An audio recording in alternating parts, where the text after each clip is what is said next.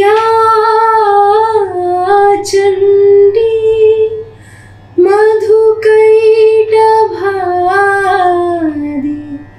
दैतदलनी या माहिषोन्मूलिनी या धूम्रेक्षण चण्डमुण्डमधनी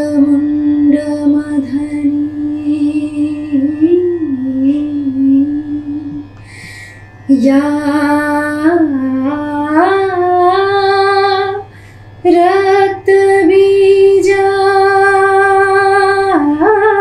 रक्तबीजाशनी शक्तिशुम्भ निशुम्भ दैतदलनी या सिद्धिलक्ष्मी परा या देवी नवकोटिमूर्तिसहिता पातु विश्वेश्वरी पातु विश्वेश्वरी।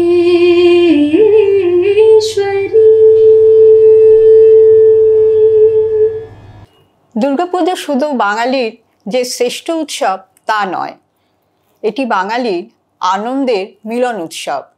আর দুর্গাপুজোকে কেন্দ্র করেই নতুন জামা, নতুন গল্প, নতুন সিনেমা, নতুন গান, নতুন সুর, আরও কত কি। সারা বছর আমরা প্রত্যেকেই দুর্গাপুজোর জন্য অপেক্ষা করে থাকি।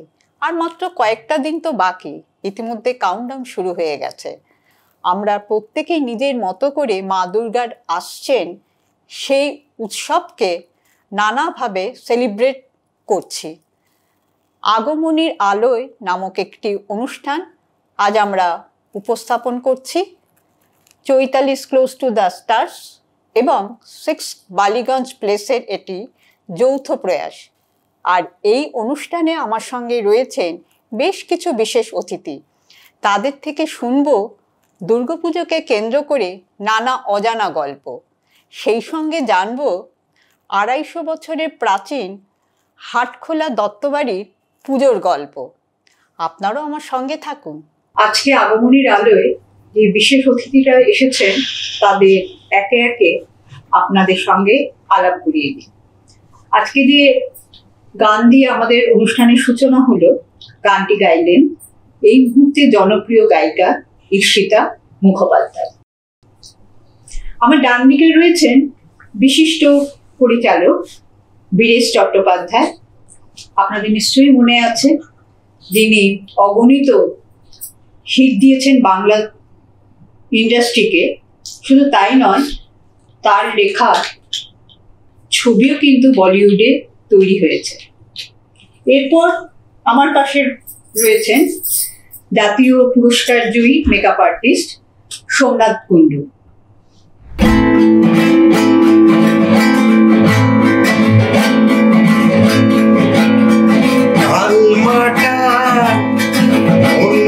কিছু তোমায় বলতে চাই,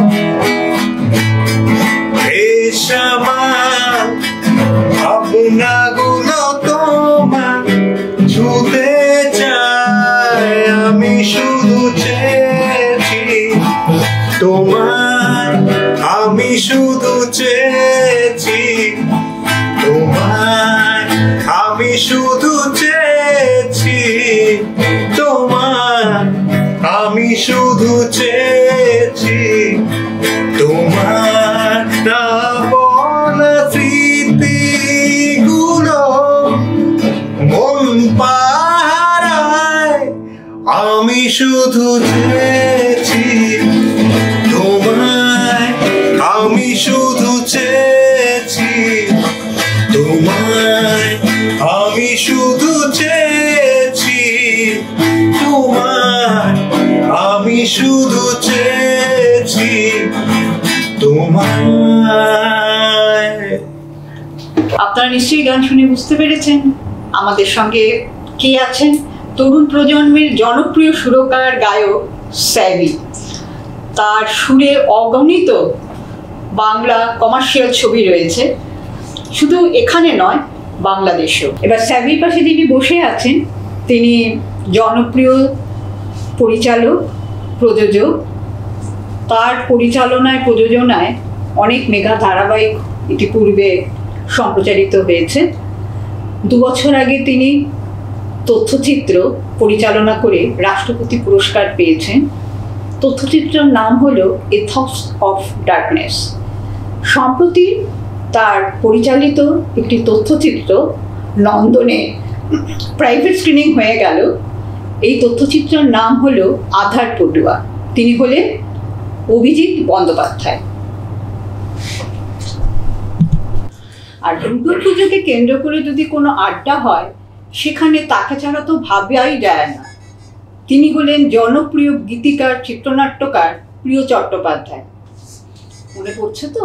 8 থেকে 80 প্রত্যেকেই কিন্তু ঢাকের তালে কোমর তোলে, এই গানটার সাথে পরিচিত। বলা যেতে পারে দুর্গাপুজোর একটা সিগনেচার গান এটা। সেই গানের লেখক প্রিয় চট্টোপাধ্যায়। ভারতবর্ষের প্রথম বাঙালি বাংলা প্রযোজনা সংস্থা অরোরা ফিল্মস কর্পোরেশনের বর্তমান প্রযোজক, রাষ্ট্রপতি পুরস্কারপ্রাপ্ত পরিচালক, কর্ণধার অঞ্জন বসু। তিনি আজ আমাদের এই অনুষ্ঠানে উপস্থিত হয়েছে। অঞ্জনদা, আমাদের আড্ডার প্রথম প্রশ্ন, যেহেতু 119 বছর তোমাদের প্রযোজনা সংস্থা, এই দুর্গাপুজোকে কেন্দ্র করে তোমাদের কোন কোন ছবি এ যাবৎ মুক্তি পেয়েছিল, এবং ছবিতে দুর্গাপুজোর কোনো সিকোয়েন্স এসেছিল কি? যদি একটু সংক্ষেপে বলা যায়। ঠিক দুর্গাপুজোকে ছবির মধ্যে আনা যেত না কিংবা যায় না, বোধহয় তার যে রীতিনীতিগুলো মিলে পুজোটা হয় সেখানে শুটিং করতে কিন্তু প্রচণ্ড অসুবিধা হয়। সেই আবহাওয়াটা কিন্তু করা যায়, সেটা গানেও করা যায়, সেটাতে শুটিং সিকোয়েন্সও করা যায়। যেমন আমাদের আর্গনিকেতন ছবিতে দুর্গাপুজোর ঢাকের বাজনা ছিল, কিন্তু সামনে বঙ্কিমবাবুরা খাচ্ছেন, সেখানে ছায়াদেবী পরিবেশন করছেন, সেইটা রাখা হয়েছিল। এমনি পরে যে কারণে যে প্রিয়বাবুর যে গানটা আমরা দেখেছিলাম, সেটা কিন্তু গানটার জন্যই দুর্গাপুজোটা করা হয়েছিল। কিন্তু এই আগেকার দিনে সেরকম ভাবে ছবি হতো না, তো ছবি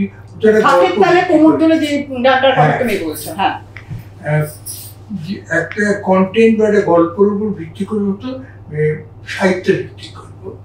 এবং তার মধ্যে তুমি খুব দেখবে না কোনো সাহিত্যের মধ্যে যে দুর্গাপুজোকে সেইভাবে হাইলাইট করা আছে, যেটা ডিরেক্টর বা পরিচালকরা সিনেমার মধ্যে নিয়ে আসবে। সেই জন্য তখনকার দিন সেইভাবে হতো না। আরেকটা কথা জিজ্ঞাসা করবো, যে সেকালের পুজো, দুর্গাপুজো বলতে তোমার সেই অভিজ্ঞতা বা কতটা তুমি নস্টালজিক হও, কিরকম তখন ছিল দুর্গাপুজো?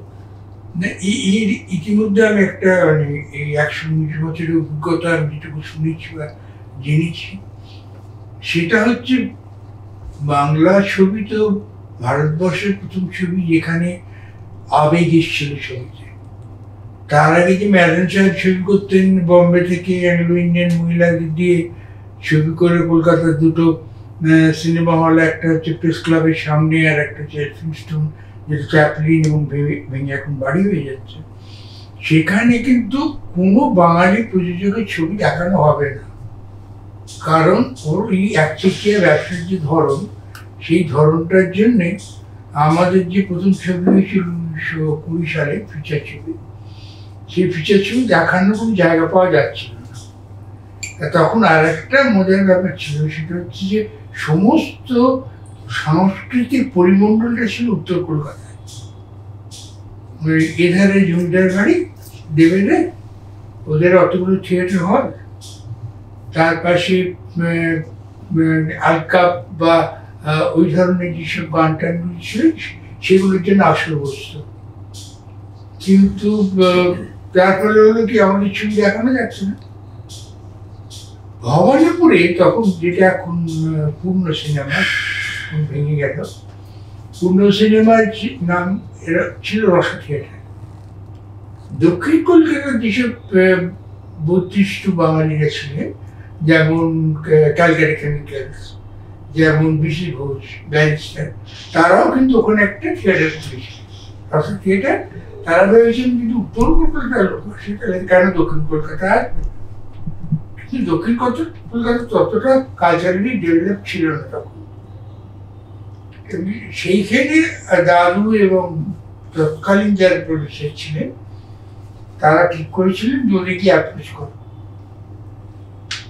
দাদুর বন্ধু ছিলেন তখন, তো সব মধ্যবিত্ত বা উচ্চ মধ্যবিত্তরা একটা কোথাও আর্থিক সম্পর্ক ছিল, বাঙালি সংখ্যা তো কম ছিল। সেখানে গিয়ে তারা যে বলে যে আমরা এরকম ছবি রাখা, তোরা দেখাতে দিবি? তখন বলেছিল হ্যাঁ দেখা। সেই প্রথম রসা থিয়েটারে আমাদের ছবি রত্নাকর দেখানো হয়েছিল এবং তারপরে ডিজি বিলেত ফেরত দেখানো হয়েছিল। এটা কি দুর্গাপুজোর সময়? প্রায় দুর্গাপুজোর কাছাকাছি, অগাস্ট সেপ্টেম্বর মাসের সময়। এবং আর একটা জিনিস আমার খুব খুব এই সময় বলতে ইচ্ছে করছে, সেই সময় বাঙালির যে আভিজাত্যটা ছিল, আমার মামার বাড়ি হচ্ছে হাটখোল দত্তবাড়ি, এবং ওইখানে তার সামনে ছিল চোরবাগান মুক্তির বাড়ি, তার আগে ছিল লাটুর বাড়ি, বেডিং স্ট্রিটে ওই নিমতলা ঘাট ছিল, ওইখানেই সব জমিদারদের কলকাতার বাড়িগুলি ছিল। মানে আরেকটু দূরে রবীন্দ্রনাথ ঠাকুরের বাড়ি, জোড়াসাঁকো। সেই একটা পরিবেশের মধ্যে বাঙালির যে আভিজাত্য, সেই আভিজাত্য আমরা যে ছিলাম, আমরা তো তখন নাতি বাড়ির, দত্তবাড়ির নাতি, সবাই ধুতি পাঞ্জাবি পরতো, সবাই কিন্তু ঢিলে করা পাঞ্জাবি এবং কোঁচানো ধুতি।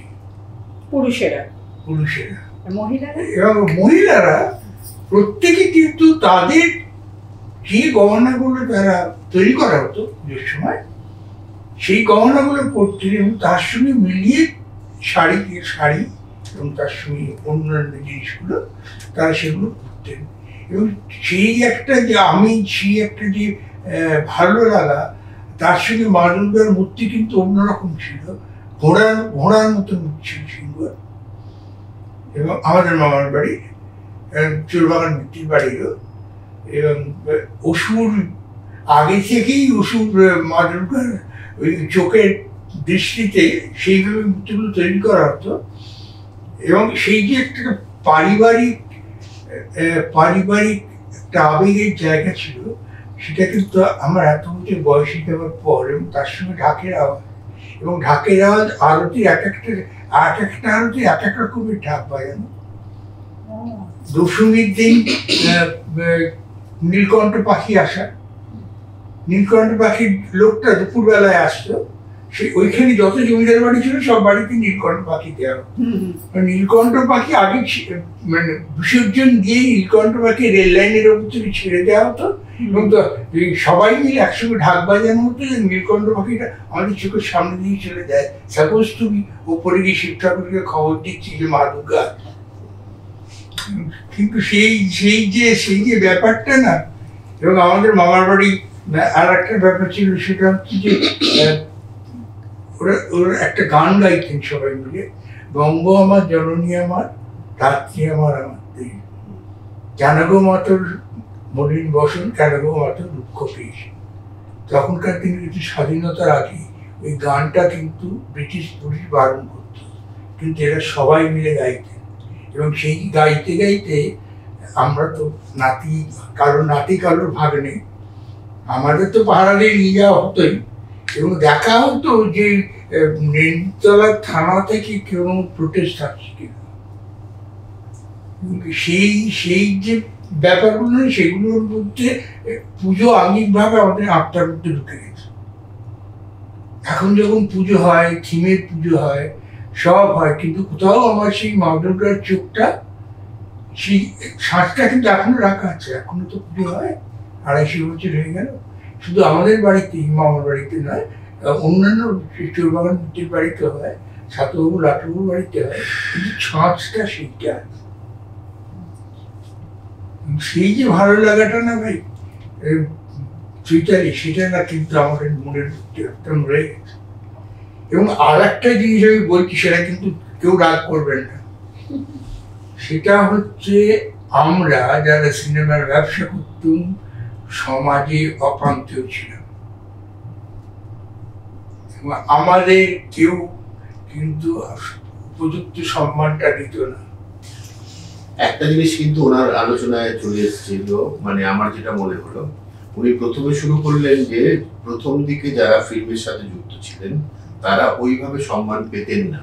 কারণ আমার রামকৃষ্ণ দেবের একটা কথা মনে পড়ে গেল, যখন উনি ওই থিয়েটার দেখতে গেছিলেন কি নটি বিনোদিনী, তখন উনি বলেছিলেন যে থিয়েটারে লোক শিক্ষে হয়। তখন কিন্তু থিয়েটার যারা করতেন তারা ওই সম্মানটা পেতেন না সমাজের কাছে, নটি বিনোদিনী ওই সম্মানটা পেতেন না। তারপর কিন্তু দেখা গেল আস্তে আস্তে উত্তরণ, যেটা উনি শেষ করলেন, যে ওনারা যে সম্মানটা পেয়েছেন এখন আবার আমরা ওইভাবে পাচ্ছি না।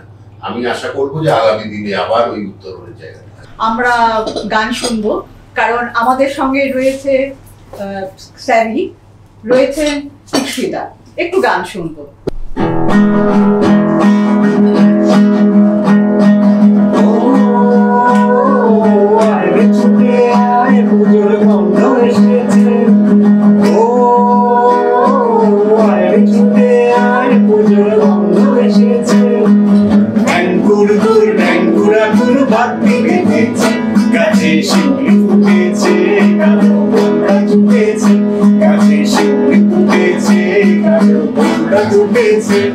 আজ পাল্লা দিয়ে আকাশে মেঘেরা ছুটেছে, ও আয় ছুটে আয়, পুজোর গন্ধ এসেছে, পুজোর গন্ধ এসেছে, পুজোর গন্ধ এসেছে। আমরা যখন মানে পুজোর আড্ডায় এসেছি, তো একটা গান আমি গাইতে চাইবো। এটা হয়তো খুব একটা আপনারা শোনেননি, কিন্তু এই গানটা গেয়েছিলাম পুজো উপলক্ষে। এই গানটা সুর করেছিলেন ইন্দ্রজিৎ দাশগুপ্ত স্যার, লিখেছিলেন রিতম দা, মানে রিতম সেন, সবাই গান শুনেছে, তোমাকে বুঝি না প্রিয়, ভীষণই ফেমাস, এবং কুহেলি দে সরকার। এই গানটা গাওয়ার সুযোগ এসেছিল 2019-এ। পুজো নিয়ে যখন কথা হচ্ছে আমার মনে পড়লো, মানে আজকালকার দিনে তো ওই পুজোর গান ওই সংখ্যাটা খুব কমে গেছে, যেটা আমাদের ছোটবেলাতে ছিল। আমাদের বাবা মার ছোটবেলায় আরো বেশি ছিল, মানে ওদের কাছে আরো বেশি গল্প শোনা। পুজোর সময় মানে একটা গান বেরোবে বা অ্যালবাম পুরো বেরোবে, সেটা আমরা অতটা পাইনি, বাট অল্প বিস্তর কিছু পেয়েছি। পুজো সংখ্যা। আর এখনকার বাচ্চারা সেগুলো পায় না। হ্যাঁ, এখনকার জেনারেশন, আমরা 90s-এর গুলো তবু পেয়েছি। তো কিছু কিছু মানে যেরকম স্যাভিদা রয়েছেন, আইডি স্যার রয়েছেন, আইডি স্যার আরেকটু সিনিয়র,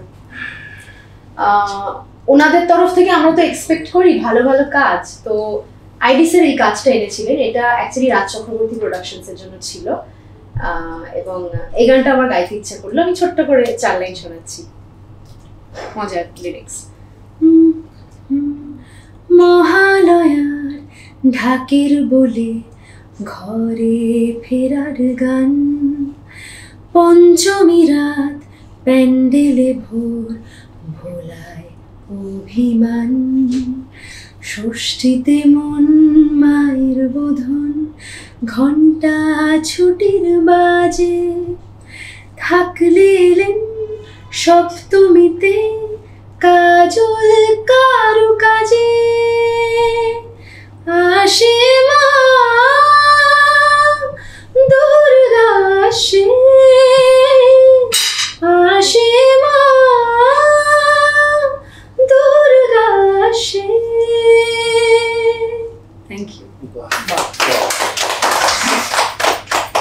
এই গানটা অনেকে মিলে আমরা গেয়েছিলাম, এবং একজনের নাম যদি বলি তাহলে রূপঙ্কর দাও ছিলেন আমাদের সাথে, মানে রূপঙ্করদার সাথে গলা মেলানোর সুযোগ হয়েছিল। খুব সুন্দর গানের কথা, খুবই সুন্দর, খুবই সুন্দর গানটা। আমার মনে পড়লো, আমি ভাবলাম সবাইকে শোনানো উচিত এই গানটা। এটা খুবই পপুলার গান, আমি সবাই আমিও শুনেছি। বিরুদ্ধা, তুমি তো বহু বছর বম্বেতে ছিলে, তা সেখানকার দুর্গাপুজো দেখার অভিজ্ঞতাটা কেমন? কোনো স্মরণীয় মুহূর্ত রয়েছে কিনা, একটু যদি অল্প কথায় বলা যায়। স্মরণীয় মুহূর্ত, আসলে আমি তো বম্বেতে গেছিলাম ঋষিকেশ মুখার্জির সঙ্গে কাজ করবো বলে তার সহকারী হিসেবে কাজ করতে করতে কিছু কিছু অনুভূতি আমার সৃষ্টি হয়েছিল। প্রথম যখন গেলাম, প্রথম বর্ষ যখন দুর্গাপুজো এলো, ঋষিদার ইউনিভার্সিটি তখন কাজ করছি, দুর্গাপুজোর 4 দিন শুটিং করে গেল। এমনিতে ওই সময় বম্বেতে নবরাত্রি চলে, দুর্গাপুজো কমই হয়, কিন্তু হয়তো বাংলার লিঙ্কিং রোডের ওখানে শক্তি সামন্তর একটা বিরাট তৈরি হতো দুর্গাপুজো, সকলেই সেখানে যাওয়ার জন্য মুখিয়ে থাকতো। কিন্তু ঋষিদার ইউনিটে শুটিং করে গেল, সমস্ত মনটা মেজাজটা কেমনই যেন হয়ে গেল যে পুজোর কদিন শুটিং করতে হবে, কিছু বলার নেই। সে বছর গেল, পরের বছর অবাক কাণ্ড, আবার ঠিক দুর্গাপুজোর কদিনই শুটিং করলো, তার আগেও নয় তার পরেও নয়। এটা কেন আমার খটকা লাগে। ঋষিদা প্রোগ্রাম করবার জন্য নিজে স্টারদের ডেট দিতেন, অমিতাভের ডেট, রাজেশের ডেট, রেখার ডেট, যার যার দরকার ঋষিদার নিজে নেবেন এবং নিজে প্রোগ্রাম করবেন। তাহলে তিনি যখন নিজেই প্রোগ্রাম করেছেন, তিনি ইচ্ছে করলেই দুর্গাপুজোর আগে শুটিংটা ফেলতে পারতেন, বা দুর্গাপুজোর কদিন হয়ে গেল তারপরে শুটিংটা ফেলতে পারতেন, কিন্তু না, ঠিক দুর্গাপুজোর কদিনই শুটিং করে গেল। আমার খটকা লাগলো ভীষণ। এটা আমার মনে হলো যে ঋষিদা ইচ্ছে করে করছে যাতে দুর্গাপুজোতে না যেতে পারি, দুর্গাপুজোর আনন্দ যাতে না করতে পারি। এটা আমার স্ট্রংলি মনে হলো এবং তাতে মনটা বিষিয়ে গেল। এবং এও মনে হলো যে ঋষিদা স্যাডিস্টিক, নিজে আনন্দ করবেন না, অপরকেও আনন্দ করতে দেবেন, তাহলে কেন তিনি দুর্গাপুজোর কদিনই শুটিং ফেললেন। তো তাতে আবার কি, দুর্গাপুজোর সময় শুটিং হচ্ছে, শুটিং এর সময় বলছে হঠাৎ মানে কারো দিকে না তাকিয়ে পুজো আবার কি, পুজো আবার কি, ওয়ার্ক ইজ ওয়ার্শিপ, কাজই পুজো। আমার মনে হলো কথাগুলো যেন আমাকেই বললেন, আমি ইচ্ছে করে যেন কথাগুলো আমার উপরে নিয়ে নিলাম এবং কাটা গায়ে নুনের ছিটের মতো ব্যাপারটা হলো। এটা হচ্ছে আমার অনুভূতির ব্যাপার। কিন্তু পরে আমি হিসেব করে দেখেছি, ঋষিদার প্রোগ্রাম স্টাডি করে দেখেছি যে আমার ধারণা, আমার এই অনুভূতিগুলো একেবারে ভ্রান্ত, অপরিণত মস্তিষ্কের কাঁচা বিচার। ঋষিদা কখনোই ওই ভেবে আমাদের আটকে দেবার জন্য আমরা যাতে দুর্গাপুজোতে সামিল না হতে পারি, এর জন্য পুজোর পদে শুটিং চালে। কারণ এটা প্রমাণ পেলাম কেন, দুর্গাপুজোতে যখন শুটিং হতো আমি লক্ষ্য করে দেখলাম পরবর্তীকালে উনি কিন্তু সন্ধ্যের আগেই প্যাক আপ করে দিতেন। যে কটা দিন দুর্গাপুজোতে শুটিং হতো সন্ধ্যের আগেই প্যাক আপ করে দিতেন, যাতে সন্ধ্যের পরে যাও পুজো দেখো। এটা কিন্তু আমার মাথায় প্রথমত আসে। তো এইটা যখন মনে হলো তখন এও মনে হবে যে তাহলে তো ঋষিদা শুধু আমাদের ডিরেক্টর নন, বস নন, আমাদের মনের খবরও তিনি রাখেন, আমাদের মনের ইচ্ছে অনিচ্ছে তিনি বোঝেন। তিনি স্নেহপ্রবণ গুরুও বটেন। সঙ্গে সঙ্গে নিজের কাছে নিজে লজ্জিত বোধ করলাম। এই গেল একটা। আরেকটু গল্প বলে দিই দুর্গাপুজোতে আমার। তো একবার দুর্গাপুজোতে শক্তি সামন্ত পুজোটা এমন হতো ওই বান্দ্রার লিঙ্কিং রোডের ঠিক পাশে ওই বিরাট বিস্তীর্ণ এলাকাটাতে। স্টাইলটা ছিল ঘরের মাঠে যখন বুক ফেয়ার হতো ঠিক সেই রকম, ওই রকম এলাহি ব্যাপক একটা কেলেঙ্কারি ব্যাপার। তো স্টলে স্টলে স্টলে স্টলে ভর্তি এবং অধিকাংশই ফুড স্টল। আমার ইচ্ছে হলো একবার ফুড স্টল দিলে কেমন হয়, কিন্তু পাবো কি করে, কিভাবে স্টল পেতে হয়। মনে হলো হঠাৎ যে অনিতা গুহ থাকে, উনি লিঙ্কি রোডের পাশেই থাকে, তার যে হাজব্যান্ড মানিকদাকে গিয়ে বললাম যে মানিকদা আমি একটা স্টল দেব। স্টল তুই স্টল নিতে পারবি? বলছি পারবো দাদা। তুই একা পারবি না, তোর পার্টনার আছে? আমি আছে। কে? আমি বললাম আমাদের সঙ্গে কাজ করে নিত্যানন্দ দত্ত, সে পার্টনার হবে তো? হবে। আমি কিন্তু তখনও নিতাইবাবুর সঙ্গে কথা বলিনি। বলে ঠিক আছে দিয়ে দিচ্ছি তোকে স্টল। তো স্টল পেয়ে গেলাম, খাবারের স্টল। কি খাবার? এবার পেয়ে যখন গেলাম তখন নিতাইবাবুকে গিয়ে বললাম যে দাদা এবার আমি তো স্টল পেয়েছি, কিন্তু আপনি পার্টনার না হলে আমি তো পেরে উঠব না। তো নিতাইবাবু নিতান্তই গো বেচারা টাইপের মানুষ, কাজ নিয়ে থাকেন। তুই বললে আমি ওসব পারবো না, তোমার বৌদিকে গিয়ে বল। বৌদি মানে মিসেস ভারতী দত্ত, ব্যবসায়ীটি সুন্দরী, শিপিং এজেন্সিতে কাজ করত। বৌদি আমাদের। বৌদিকে গিয়ে বললাম বৌদি তুমি আমার পার্টনার হও, স্টল পেয়েছি 3 দিন। লাফিয়ে উঠলেন, বলে পেয়েছ স্টল? আনবে হ্যাঁ, ব্যাস স্টল দিলাম। চানা বাটুরে, পাও ভাজি, কারিগর নিয়ে তৈরি হচ্ছে দিচ্ছি। প্রথম দিন 12:30টার মধ্যে সমস্ত খালি, আর খাবার নেই। দুপুর 12:30? না, রাত, সব রাতের ব্যাপার। অথচ তখন মনে হলো যেন দর্শক আসতে শুরু করলো, তখনই আমাদের খাবার ফুরিয়ে গেছে। কি করা যাবে? কিন্তু অভিজ্ঞতা হলো পরদিন আরো পথে নেই, প্রচুর খাদ্য সামগ্রী। এবং আমাদের শুটিং এ কাজ করতো স্পট বয়ের হাবুলকে নিয়ে নিলাম। হাবুল, আমি আর বৌদি 3 জনে মিলে সার্ভ করতে শুরু করলাম। রাত্রি 3:30, 4টে, 4:30 পর্যন্ত শুধু দিয়ে গেছি, এবং তারপরে শেষ।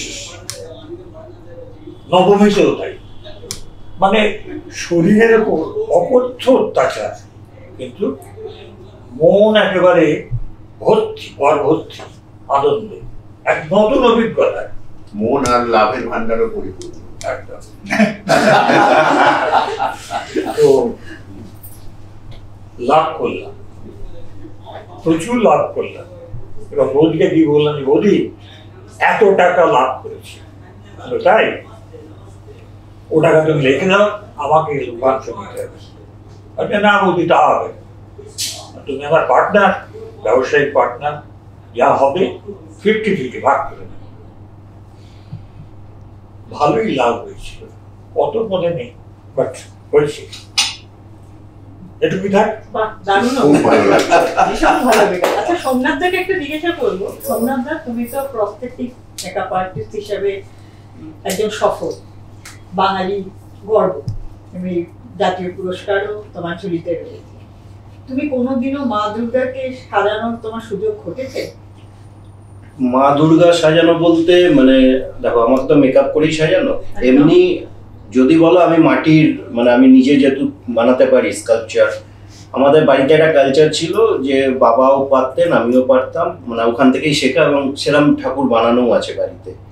কিন্তু আমার কাজের ক্ষেত্রে মা দুর্গা সেরকম ভাবে আর কি কাউকে সেই সুযোগ পড়েনি। মা দুর্গা সাজায়নি, কিন্তু মা দুর্গার মতো দেখতে, হ্যাঁ, মানে আমাদের হিরোইনদেরকে বা যারা সাইড ক্যারেক্টার আছে তাদেরকে আমি অনেক পড়েছি। তার মধ্যে একটা বেস্ট গান আমার কাছে এখনো অব্দি স্টিল নাও, আমি 3-4টে পুজোর গান শ্যুট করেছি, তার মধ্যে ঢাকার তলে কোমল তলে, যার লেখা প্রিয়দা, ওটা ছিল পরাঞ্জয় জুলিয়ারের গান, তাই তো প্রিয়দা? রবি কিনাকি ডিরেক্টর, আমি উপস্থিত ছিলাম ওখানে ছিল সস্ত্রীক। তো ওখানে মানে রবিজি আমাকে ব্রিফ দিয়েছিলেন যে যাতে মানে আমার হিরোইনকে যাতে দুর্গার মতো দেখতে লাগে, এবং অনেক শট আছে মানে মানে নাচতে নাচতে দুর্গাকে গিয়ে মালা পরাচ্ছে, ওই যাতে মানে প্যারালালি যেন মা দুর্গার মতোই দেখতে লাগে। তো চেষ্টা করেছি, কারণ শুভশ্রী অসাধারণ সুন্দরী, চোখ বড়, তো ওই রকম ভাবে মেকআপ করে। আর একটা যেটা মেন ছিল যে ওর মধ্যে মানে গল্পের মধ্যে দেব গিয়ে সিঁদুর ছুড়বে ওর মাথায় পড়বে, তো এই শটটা রবি কিনাকি কখনোই মানে ডিরেক্টর যেমন যে একটা শটে যদি উনি মানে স্যাটিসফাইড হলেন তো আরেকটা, তো এরকম সিঁদুর পড়ছে আর বারবার সেই সিঁদুর তুলে দিয়ে আবার সেই পূর্বের মেকআপে ফিরে যাওয়া। যারা জানে বিরুদাও বলবেন যে মেকআপের মধ্যে বারবার সিঁদুর পরা আর সেই পুরনো মানে আবার সেই আগের মতো জৌলুস ফিরিয়ে আনা উইদাউট সিঁদুর, ইটস ভেরি টাফ। বাট ওটা আমাকে মানে আমাদের মাধব কিষাণ ডিরেক্টর ছিলেন, মাধব কিষাণ ডান্স মাস্টার ছিলেন, মাধব কিষাণ বারবার করাচ্ছিলেন এবং সেটা বারবার ওই তুলে তুলে মেকআপটা করে দেবেন খুব শর্ট টাইমের মধ্যে। বাংলা ছবি খুব শর্ট টাইমে করতে হয়, তো এরকম করে ওই দুর্গা রূপে আবার ফিরিয়ে দেওয়া, ইট ওয়াজ আ বিগ এক্সপিরিয়েন্স আমার জন্য। এবং প্রত্যেকেই যাতে দেখতে খুব সুন্দর লাগে ওটা করা হয়েছিল। তো আমি এরকম করেছি আর কি, মানে এইভাবেই দুর্গা সাজানো আর কি। এবছরে তো দেবী চৌধুরানী এবং রঘু ডাকাত দুটো ছবি বেরোচ্ছে পুজো উপলক্ষে, রিলিজ করবে। তা দুটো ছবিতে তুমি মেকআপ করেছো, একদিকে রয়েছে মৌমালা, শ্রাবন্তী, বিবৃতি, অনেকেই আছে দেবী চৌধুরানীতে, আর উল্টো দিকে রঘু ডাকাতে দেব আছে, নিধিকা আছে, অনির্বাণ আছেন। আমি এখানে প্রশ্ন করবো, যেহেতু দুটো ছবি পিরিয়ড ফিল্ম, তা পিরিয়ড ফিল্মের ক্ষেত্রে যখন তুমি মেকআপ করো সেই সময়টাকে ভেবে এবং যাদের উপর মেকআপ করা হয় তাদেরকে কতটা সেই সময়ের মতো তুমি করে তুলতে পেরেছো, বা সেটা কতটা তোমার কাছে চ্যালেঞ্জিং ছিল, সেটা যদি অল্প কথা একটু বলো। কিছুই না, দেখো প্রথম কথা এর জন্য ফার্স্ট যে কোনো মেকআপ আর্টিস্ট বা যে এই ছবির মধ্যে ইনভলভ যারা মেন তাদের প্রত্যেকে স্ক্রিপ্টটা পড়তে হয়। মানে আমি যেটা করে থাকি, আমার ক্ষেত্রে আমি স্ক্রিপ্টটা পড়ি, পড়ে সময়টাকে আগে দেখে নিই কোন সময়। দেবী চৌধুরানী আরো 100 বছর আগেকার, রঘু ডাকাত আরো পরে মানে টাইম মতো। আর রঘু ডাকাত বলতে এখানে রঘু বিভিন্ন সময় বিভিন্ন মানুষ রঘু ডাকাত নামে ডাকাতি করতো এবং তারা দেশের মানে দেশকে রক্ষা করার জন্য, এবং তারা ছিল দেশপ্রেমিক আর কি, সেই অর্থে এখানে প্রেজেন্ট করা হয়েছে। এবং এই ছবিটা নীল বিদ্রোহের ওপর, মানে রঘু ডাকাতটা। আর ওইটা হচ্ছে তোমার সন্ন্যাসী বিদ্রোহ ঘটেছিল, সন্ন্যাসীদের মধ্যে জাগরণ হয়েছিল সেই সময়টার উপর। তো অলওয়েজ যে কোনো ছবি করতে গেলে আমাদেরকে ওই মানে স্ক্রিপ্টটা পড়া এবং ডিরেক্টর যেভাবে চাইছেন যেভাবে দেখছেন সেইভাবে। তো আমি সেই সময় অনুসারে, মানে ওটা ছিল 1757 সালের আগেকার, তো সেই সময় অনুসারে আমি সবসময় চেষ্টা করি যে টাইম লাইনটাকে আমার মেকআপের মধ্যেও তার হেয়ারগুলো, কারণ প্রায় দুটো ছবিতেই যে বিদেশিরা আছে একই বিদেশিরা কাজ করেছে, মানে যারা মেন লিড বিদেশি যারা আছে দুটোতে, কিন্তু তুমি যখনই দেখবে দুরকম হেয়ারস্টাইল এবং দুজনকেই দুরকম ভাবে প্রেজেন্ট করা হয়েছে টাইম লাইন অনুসারে। কারণ সেই সময় যে হেয়ারস্টাইল চলতো বা তাদের যে মেকআপ বা তাদের যে মোস্তাজ গোপ বা দাড়ি যেভাবে হতো ওইভাবে করা হয়েছে, তো এইভাবেই আলাদা করা হয়। প্রস্থেটিক্স হয়েছে আদার্সদের মানে যেখানে যেখানে দরকার পড়েছে, যেমন আমাকে একটা জায়গায় ওয়ারেন হেস্টিংস সাজাতে হয়েছে একজনকে, তো তখন ওটাকে আমি প্রস্থেটিক্স করেছি। এবং দেবী চৌধুরানীতে শুরুতেই একটা মানে সিন আছে, যে কারণে ছবিটা সুপ্রজিৎ আমাকে যখন বলেছিল আমি রাজি হয়ে গেছিলাম, যে একটা সেই সময় 76-এর মন্বন্তর চলছে এবং খরা চলছে, মানুষ খেতে পাচ্ছে না, মানুষ মানে শকুন পড়ে রয়েছে, মানুষ শকুন খাবে বলে তাকে মানে মরে গেলেই খেয়ে নেবে এরকম একটা ব্যাপার। তো সেই বাচ্চাটা যে ক্রিয়েট করা যায়, মানে একটা ভাই বোন ওরা আসছে, তো বোনটা মৃত, তাকে টেনে আনছে এবং ব্রিটিশরা তার উপর বন্দুক তাক করছে, মানে ছেলেটাকে টিপ প্র্যাকটিস করছে। তো এটা দিয়ে ছবিটা শুরু। তো সেই ক্ষেত্রে আমি তখন আমার ডিরেক্টরকে বলেছিলাম যে এটা না কোনো মানে লাইভ কোনো আর্টিস্ট দিয়ে বাচ্চা দিয়ে এটা করানো সম্ভব নয়, আমি তোমাকে একটা প্রস্থেটিক বডি বানিয়ে দেবো এবং যেটা লাগবে যে স্টারভেশনে ভুগছে সব কিছুতে, তাকে তুমি টানো এবং তার উপর ক্যামেরা রাখো, যতটাই ক্লোজ যাও আই থিঙ্ক মনে হয় ধরা পড়বে না, কারণ যদি লাইভ আর্টিস্ট ও তো মানে ব্রিথ করবে, সো এটা ধরা পড়বে। আর এটাকে সিজি করে অফ করানো যায় না, সেই এফেক্ট আসবে না। সো আমি একটা বডি বানিয়ে দিই এবং সেটা দিয়ে শুট হয়, ছবিটা দেখবে লোকে। বাহ, দারুণ ব্যাপার। প্রিয়দাকে জিজ্ঞাসা করবো, দুর্গাপুজোর কথা বললেই তো তোমার গানের কথা আমাদের মনে পড়ে, 8 থেকে 80, ঢাকের তালে কোমর তোলে। এই যে গানের সাফল্য বছরের পর বছর, এটা কোনোদিন পুরনো হবে বলে আর মনে হয় না। যখন গানটা লিখেছিলে এতটা সাফল্য কি আদৌ তোমার মাথায় ছিল যে এটা জনপ্রিয় এভাবে হবে, বা কি ধরনের ভাবনা থেকে লেখাটা তোমার এসেছিল? হ্যাঁ, আমরা করি কি, মানে আমি বলে না, আমার মনে হয় যারা সিনেমার জন্য লেখেন তখন ওই ফিল্মটার কথা মাথায় রেখে তার চিত্রনাট্য, তার চরিত্র, তার সিচুয়েশন, ওইভাবেই গান তৈরি হয়। এবার কোন গানটা থেকে যাবে আর কোন গানটা মানুষ ভুলে যাবে, অত কিছু মাথায় নিয়ে, অত চাপ নিয়ে আমরা কাজ করি না। তবে হ্যাঁ, যদি কোনো কাজ সঠিকভাবে করা যায়, ভালো লাগে মানুষের, সেটা, কেননা আমি একটা জিনিস মনে করি যে আমাদের যে চোখ, আমাদের যে কান, এগুলো রাস্তা। এই রাস্তা দিয়ে মানুষের মনে প্রবেশ করতে হয়। মনের ভিতরে যদি প্রবেশ করা যায় তাহলে ওটা মনে থাকে, সেইভাবেই থেকে গেছে। এবছর দুর্গাপুজোর জন্য কোনো গান রচনা করেছো? হ্যাঁ, করেছি। কি গানের কথা কি যদি একটু শুনি 2-3 লাইন? না, কথা সুর কে দিয়েছেন? সুর একটা আগমনী গান হয়েছে, ওটা শুভাই ভট্টাচার্য বলে একজন, সে সুর দিয়েছে। আর আসামের একটি মেয়ে, ও গান করেছে একটা গান, সেটা অলরেডি 3 লাখ পেরিয়ে গেছে, মানে ভিউজ। তাই এগুলো বেশিরভাগই ইউটিউবের জন্য কাজ হচ্ছে। ফিল্ম সং এর ভিতর আমি গত বছর করেছিলাম দুর্গাপুজো, কিন্তু এবছর হয়নি। তো যেগুলো মানে ইউটিউব চ্যানেলের জন্য হচ্ছে, সেরকম অনেকগুলো গানই হয়েছে, এবং সামনে কিছু বেরিয়েছে, কিছু বেরোবে। আগমনী গান এবং দুর্গাপুজোর গান, হ্যাঁ, এই যাবৎ তোমার মানে সংখ্যায় কটা? আমি গুনি না। তো অসংখ্য। আমি গুনি না, কেননা আমার দুর্গাপুজোর সময় আমার একটা হয়, সেটা আমার মায়েরই আশীর্বাদ, মানে দুর্গা মায়ের আশীর্বাদ, আমার মায়ের আশীর্বাদ, যেটাই বলেন, আমার কাজ থাকে।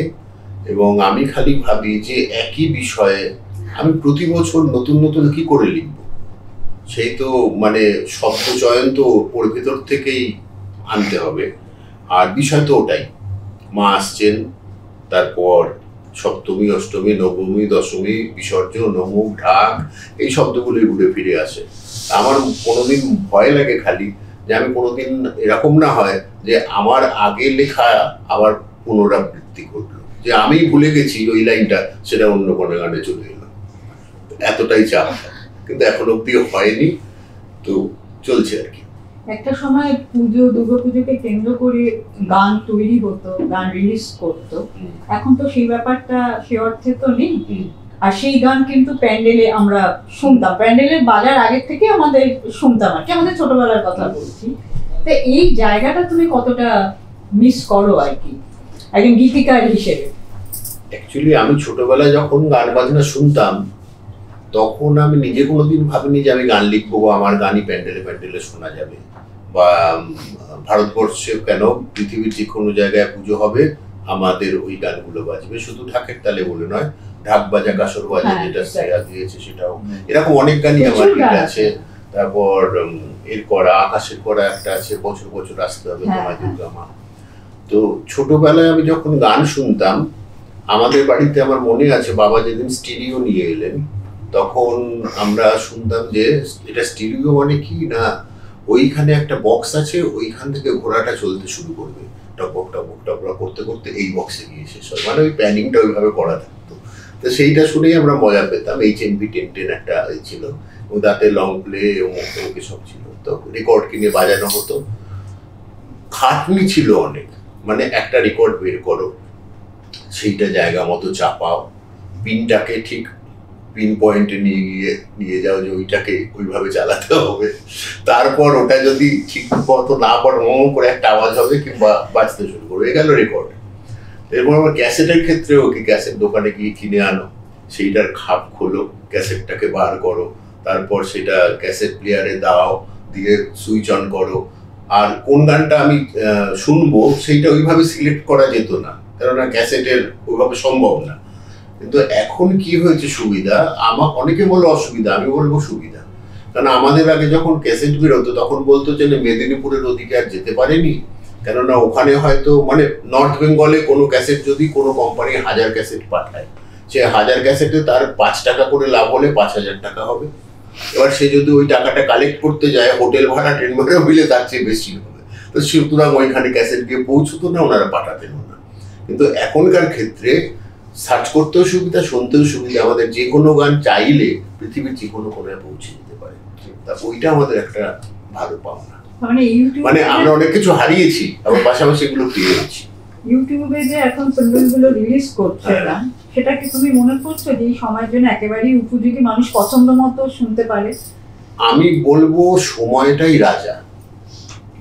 সময়কে যে অস্বীকার করবে সে পিছিয়ে পড়বে। আমাদের সময়টাকে মেনে নিয়েই সামনে এগোতে হবে। আমি সবসময় বলবো এটাই ঠিক। অভিজিৎ দা, এবং মানে পুজো মানে তো একটা আলোর ব্যাপার থাকে, এবং চন্দননগরের আলো ছাড়া পুজো আমরা ভাবতেই পারি না। তা তোমার এই যে আধার পটুয়া যে তথ্যচিত্র, এটা চন্দননগরের আলোকে কেন্দ্র করে, এবং এই আলোর যিনি জনক শ্রীধর দাস, তাকে কেন্দ্র করেই তোমার তথ্যচিত্রটা নির্মিত হয়েছে। তা যখন চন্দননগরের আলোর ইতিহাস নিয়ে তুমি পড়াশোনা করছো এই তথ্যচিত্র নির্মাণ করবার জন্য, তুমি নতুন কি পেলে সেখান থেকে? এই চন্দননগরের আলো, এই যে একটা শিল্প, যাকে দিনের বেলা আমরা সেভাবে তার মানে অস্তিত্ব নেই, রাতের বেলা তার একটা রূপ লাবণ্য মাধুর্য রয়েছে, সেটা যদি একটু স্বল্প কথায় বলা যায়। আসলে তা নয়, ছোটবেলা থেকে হুগলি জেলার তো আমি মফস্বলের, তো আমার একটা অদ্ভুত ব্যাপার ছিল যে আমরা দেখতাম যে যত ফ্যাশন, যত ভালো কিছু, সবকিছু পুজোর সময়তেই রিলিজ হয়, পুজোর সময়তেই পাওয়া যায়, এটা দেখে অভ্যস্ত। আর কলকাতাটা যেহেতু রাজধানী শহর, মফস্বল যেহেতু একটু পিছিয়ে থাকে, ইয়ার্কি মেরে বললে সভ্যতা একটু আলো পরে পৌঁছয় আমাদের কাছে, তো তাতে দেখতাম এই স্রোতটা খুব স্বাভাবিক সব ক্ষেত্রে, যে কলকাতাতে আগে যেটা তৈরি হয় তারপরে মফস্বলে ধীরে ধীরে সেটা প্রকাশ পায়। যদি কোনো নতুন সিনেমা তৈরি হয়, মানে সিনেমা দেখানো হয়, তাহলে আগে কলকাতায় হয়, তারপরে মফস্বলের কাছে গিয়ে পৌঁছে। কারণ তখন তো এরকম ফরম্যাট ছিল না, তো ডিজিটাল ফরম্যাটে। একটা ব্যাপারে শুধু মফস্বল লেগেই থাকতো, এই চন্দননগরের আলো, ওটা ওখানে আগে ডিসপ্লে হতো, তারপর বাকিটা কলকাতায় পৌঁছতো। এটা কত অহংকার! এই অহংকারটা আমি যখন অনেকদিন, মানে বেশ কয়েক বছর আগে থেকে হঠাৎ আমার মাথায় স্ট্রাইক করে, যেটা ঘটতো কেন, হঠাৎ বিপরীতমুখী স্রোত কেন? ওই একটু আগে বিরোধিতার সঙ্গে কথা হচ্ছিল যে বিষয় নিয়ে, বিরোধী বলছিলেন আমরা চেতনে অবচেতনে অনেক কিছু জিনিস শিখে ফেলি। সত্যি সত্যি আমি তখন দেখলাম এই চন্দননগরের আলোর ক্ষেত্রে, মানে শ্রীধর দা হয়তো শুরু করেছেন এই ডিজাইনিং ফরম্যাটটাতে, তারপর কিন্তু বহু মানুষ কাজ করছেন এই জিনিসটাকে নিয়ে, যা আজ অব্দি দেখেছি যে যা সৃষ্টি করেন, যত রকমের শিল্প, মোটামুটি দৃশ্য শিল্প যদি বলি, তাহলে সেটাকে দেখতে গেলে একটা আর্টিফিশিয়াল লাইট অথবা ন্যাচারাল লাইট লাগে। আর এই লোকগুলোর শিল্প দেখতে গেলে ডার্ক ক্যানভাস, অন্ধকার লাগে। আঁকাগুলোর মধ্যে খুব ফাইন টিউন নেই, পটশিল্পীদের মতো কতগুলো ছোট ছোট আঁকড়ি কাটা বা ছোট ছোট দাগ দিয়ে যেন তৈরি করা, সেরকম একটা ঘটনা। কিন্তু সেটাকে দেখতে হয় রাতের মুখে, এই আধারে না গেলে পটশিল্পটা দেখা যায় না।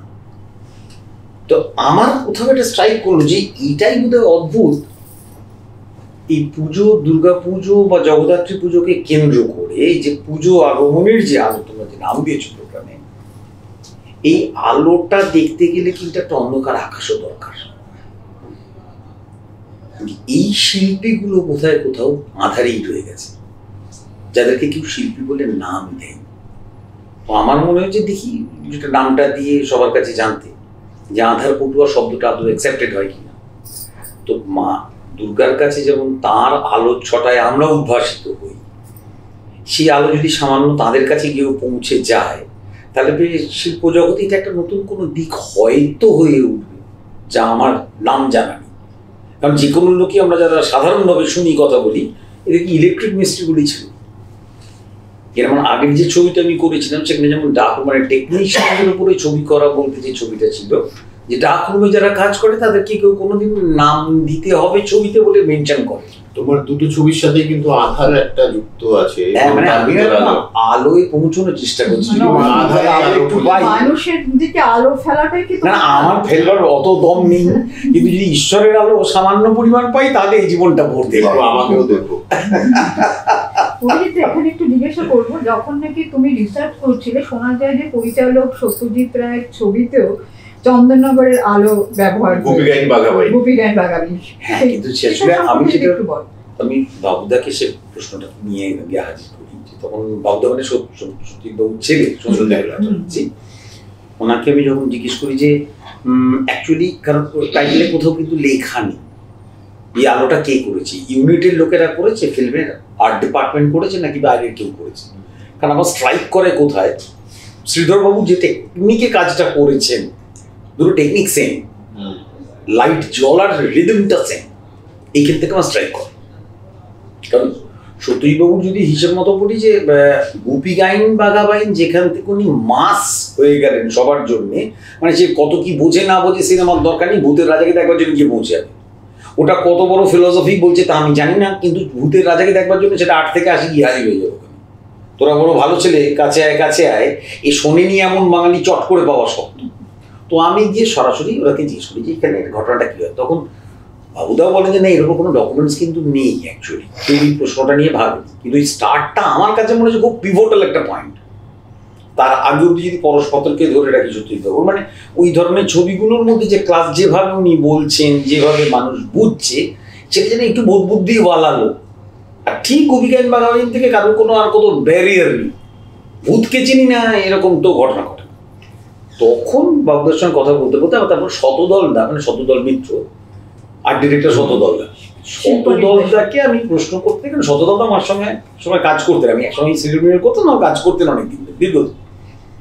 তো শতদলদা আমাকে বলে যে আমি তখন অবজারভার ছিলাম বংশ, তো ও তখন মানে অ্যাকচুয়ালি অ্যাসিস্ট্যান্টও নয়, অবজারভার মানে হচ্ছে মানে আমাদের যাকে বলি কিছু দেখতে হয় আর কি সিনেমাতে ঢুকে, যেটা আমি বলছিলাম একটু আগে যে ওনাদের কাজগুলো আমরা দেখেছি নাই নাকি, কারণ স্কুল ফিস্কুল তো নেই। তো সেই সময় তখন শতদলদা বলে যে চন্দননগর থেকে কিছু লোক আসে কাজটা করে। এবার কিন্তু বাবুদারও সেটা অ্যাডমিট করে বাবুদা, তারপর বাবুদা সেটা রিপিটও করেন যে যখন উনি পরের যে সিরিজটা দেখেছেন হীরক রাজার দেশে নয়, গোপী গাইন বুগা বাবা ফিরে এলো করে, বলে তখন অবভিয়াসলি চন্দননগরের ওই লোকগুলোকে মানে ওই ধরনের লোকেদেরকেই ডেকে পাঠানো হয়।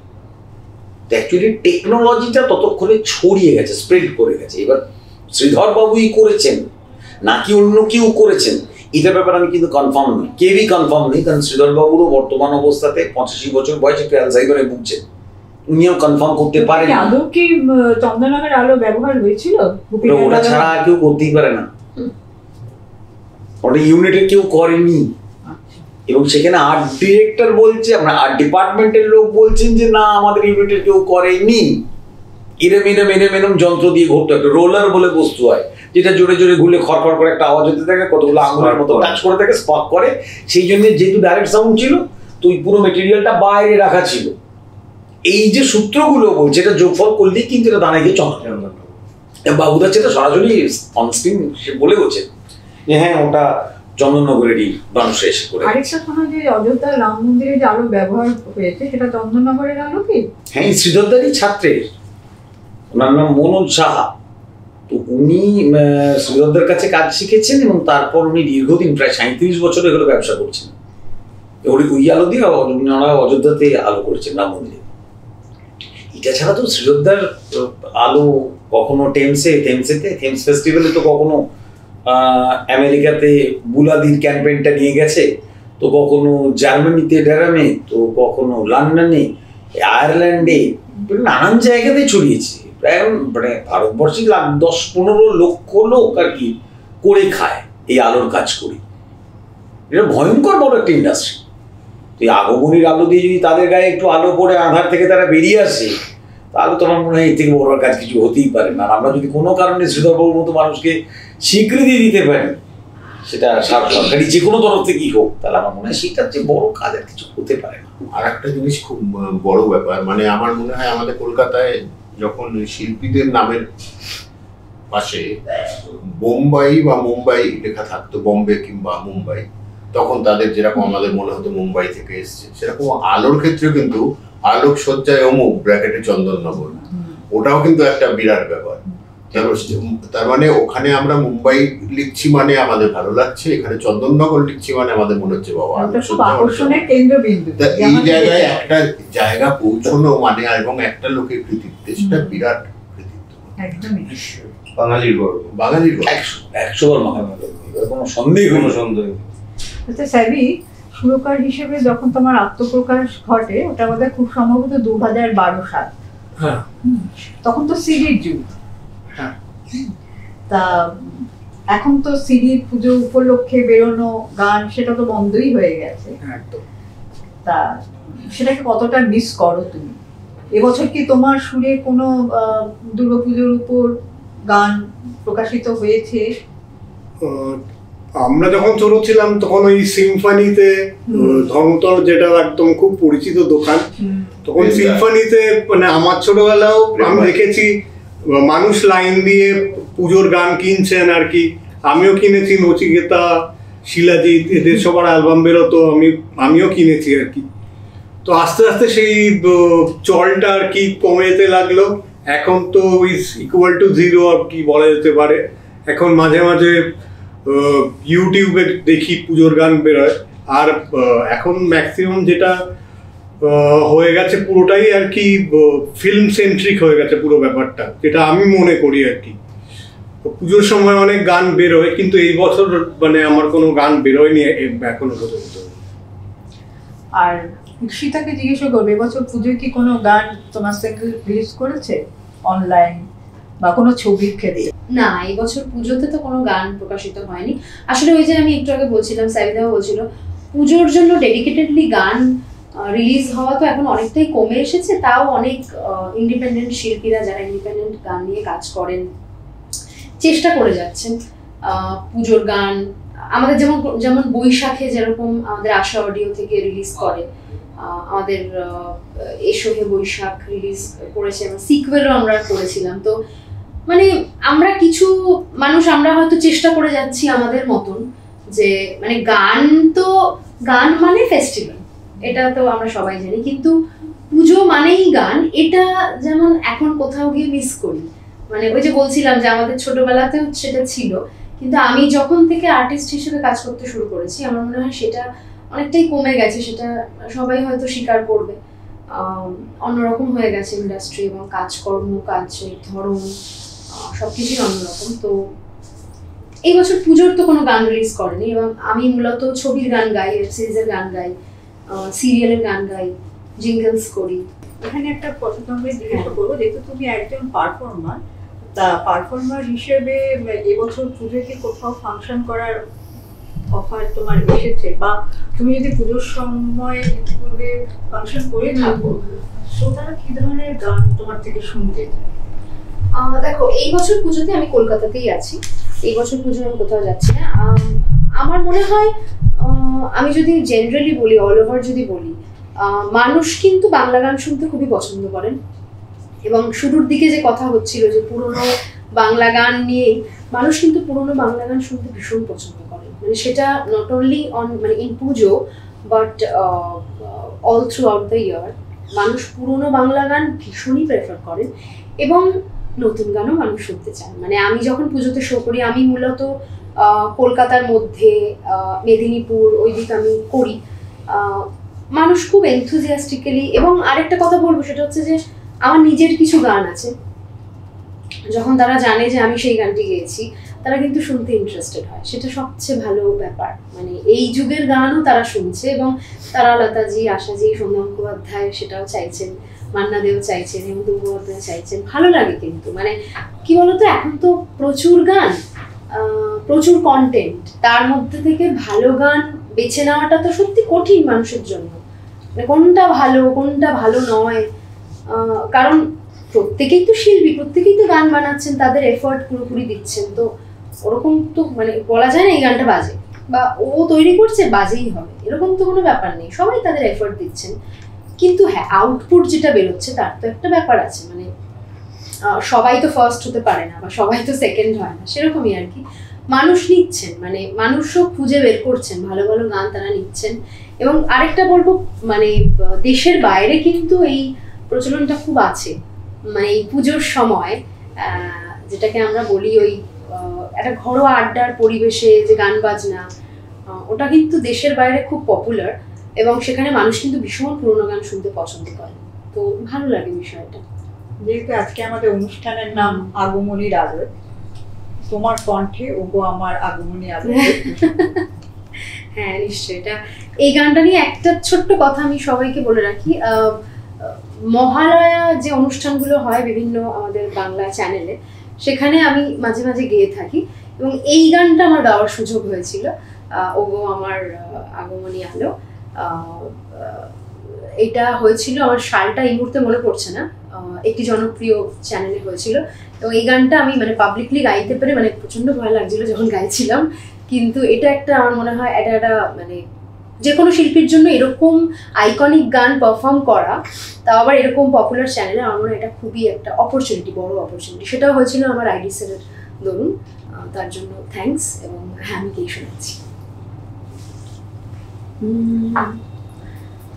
ওগো আমারো আগমনী আলো, ওগো আমারো আগমনী আলো, জালো প্রদীপ জালো জালো, ওগো আমারো আগমনী আলো। Thank you. পরের গানটা যারা বাংলা সিনেমাকে সাপোর্ট করেছো, খাদান এই বছরের one of the best collection করেছে, তোমাদের সকলকে ধন্যবাদ। আর এই পুজোয় আশা করছি এই গানটা খুব বাঁচবে, তো তোমাদের জন্য তোমাদেরকে ডেডিকেট করে আমার এই পরের গানটা।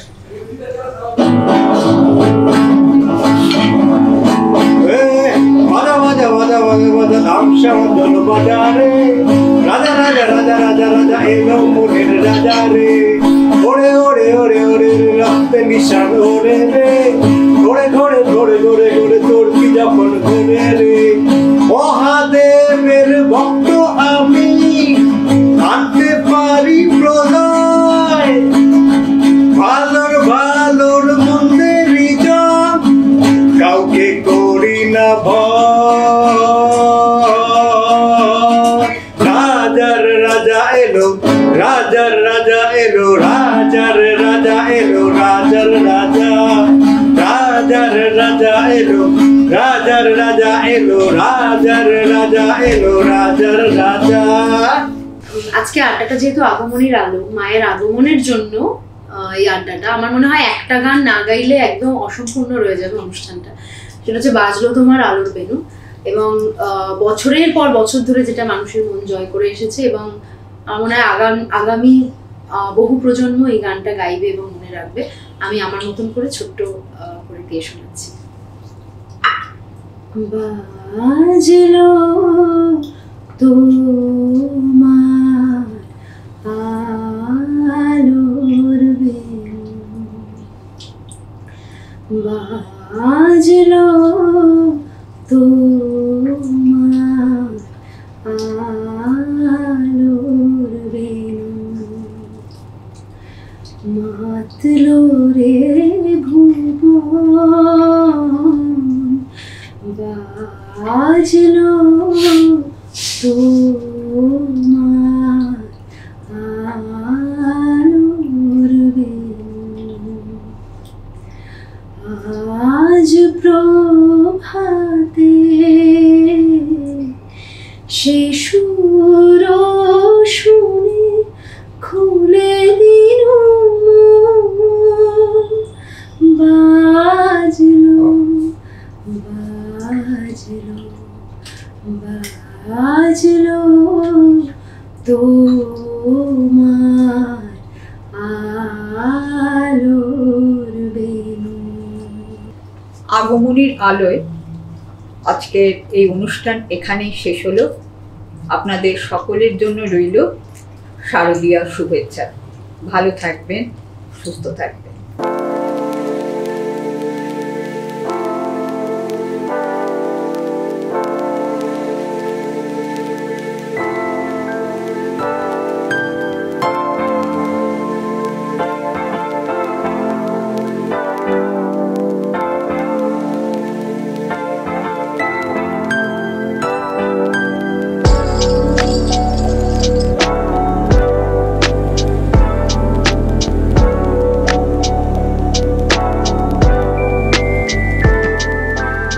আজকে আমরা আছি 6 বালিগঞ্জ প্লেসে, আগমনীর আলো এই অনুষ্ঠানে, এবং এখানে মানে পঞ্চব্যঞ্জন খাওয়া দাওয়া এবং পুরোপুরিভাবে বাঙালি খাওয়া দাওয়াতে আছি আমরা। অনেকক্ষণ শুরু হয়েছে এবং আরও আসা বাকি। ভীষণ ভালো লাগছে। আমরা সবাই ফুডি, যারা যারা এখানে আছেন সবাই শিল্পী, এবং বুঝতেই পারছেন শিল্পী আর খাওয়া দাওয়ার একটা স্পেশাল কানেকশন আছে। অসাধারণ experience. Thanks to 6 Ballygunge place. অশেষ ধন্যবাদ 6 বালিগঞ্জ প্লেস। দারুণ মাটন, তার সাথে আগের যে ডায়মন্ড ফিশ ফ্রাইটা জাস্ট অসাম, কিছু বলার নেই। সবাই আসবেন, সবাই 6 বালিগঞ্জ প্লেসে এসে টেস্ট করে যাবেন। Thank you.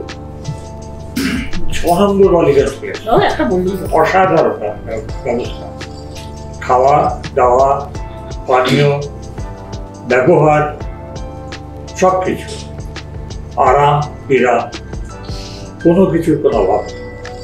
ধন্যবাদ। আচ্ছা, বড় দুর্গা মাইকির মতো 6 বালিগঞ্জ প্লেস বলে জয় বললেই তো হবে।